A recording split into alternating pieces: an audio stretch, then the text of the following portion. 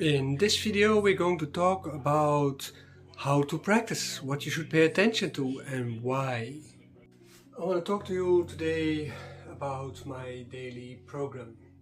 When I started learning with Shanong Sun and Master Liu. Master Liu was a Daoist and Shanong Sun was somebody who looked down on Daoists.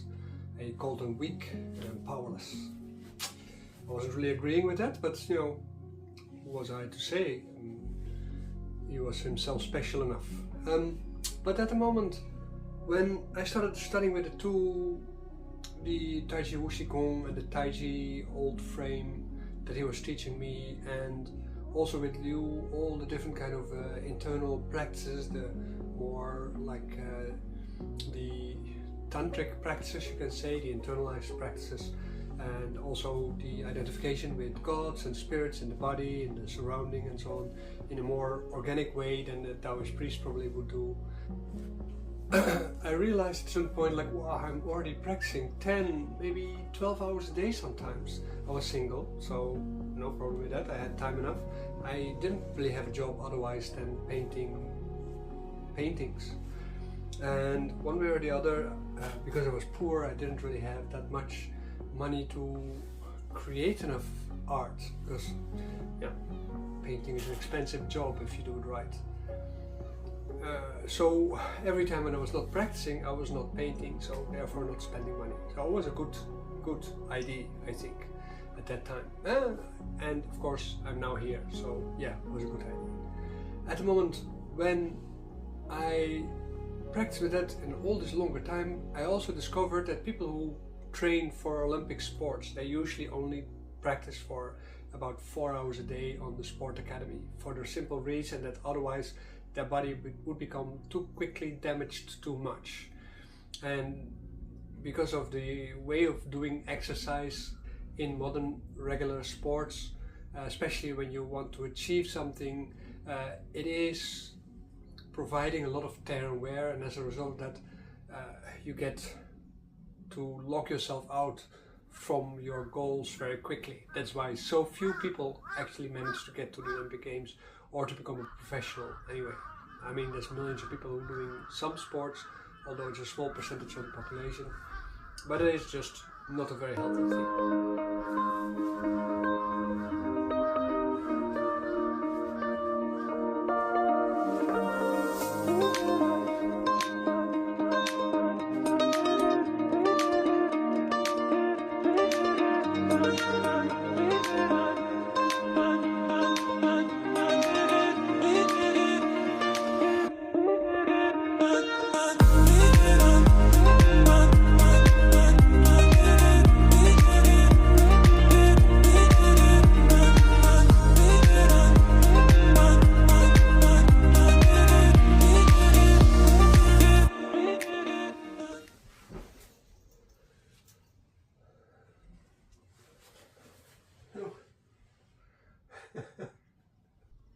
Over time, I realized I have learned so many different kind of things. I can't do everything in one day. I really tried and tried and tried. But I also realized over a certain period of time is that you have to have an organic approach towards what you can do, what you cannot do in your practice. Because at the moment when you do an organic approach in your practice, that means that every day you make a little bit of a pick, but you have to do that on the basis of knowledge. You can't just intuitively look for a few exercises, because intuition is not necessarily something that you can trust, especially if you don't have the experience.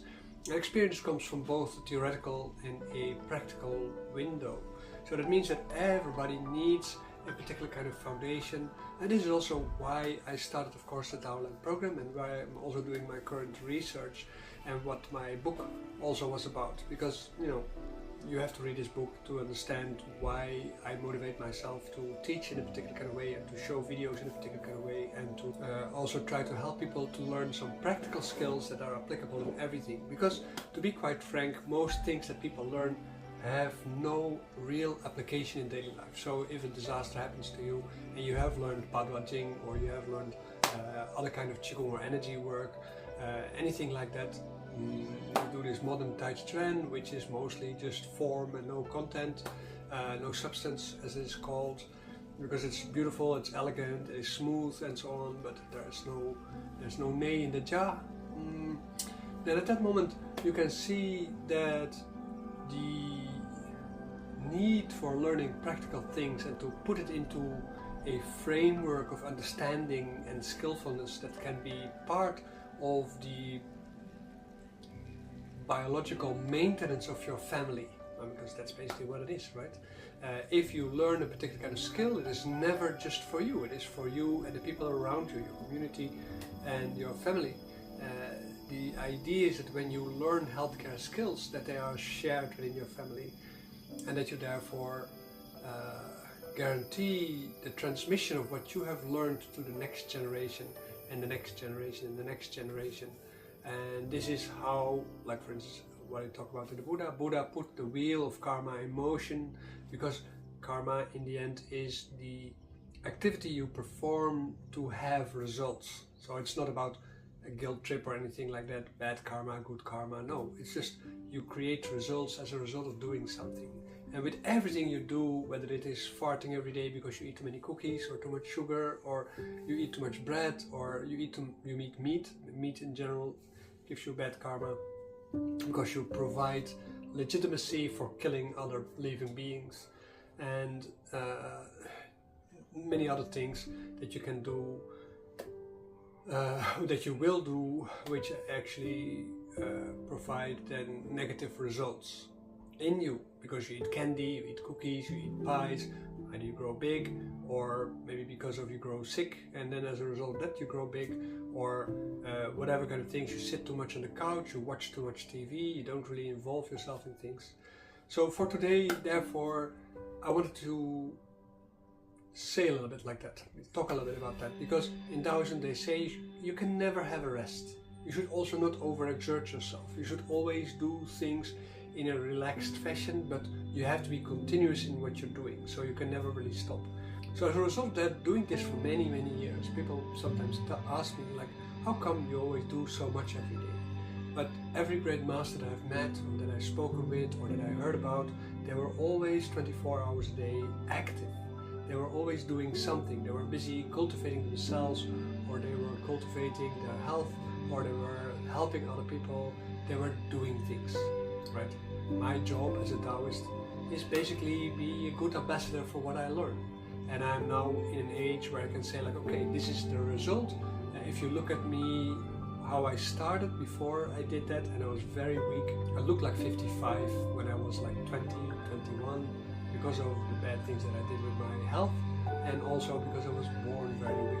It took me until 16 before I started growing because of the kidney problems that I had.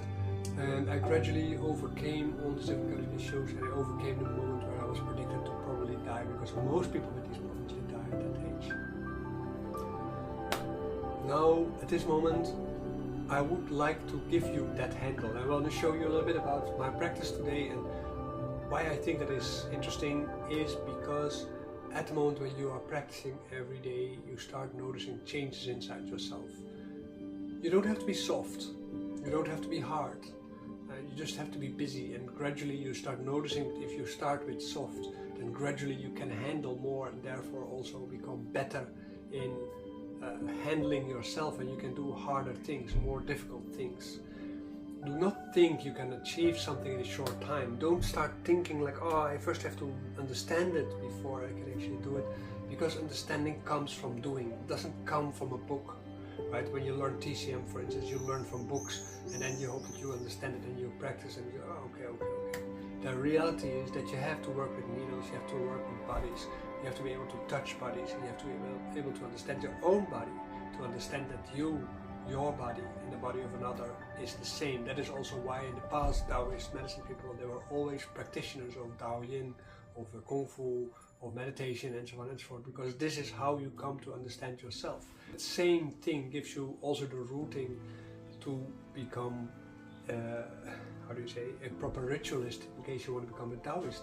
I have met so many Daoists, monks, priests, ritualists, and so on. Some of them anxious, depressed, just like top sports people, because when your frequency becomes too high, you become exhausted on the inside and you hollow yourself out. You see this with these energy people, they become troubled. for the same reason why other people become troubled. Because at a certain point their body is hollowed out and their energy is finished, their kidneys become weak, their heart becomes weak, and as a result of that they have emotional issues. They have to smoke, they have to drink, they have to use drugs, all kind of stuff that is essentially very bad for you. So have enjoyment with my practice today and join my channel, come to my classes, sign up for my project, anything, just to make sure that we all get going.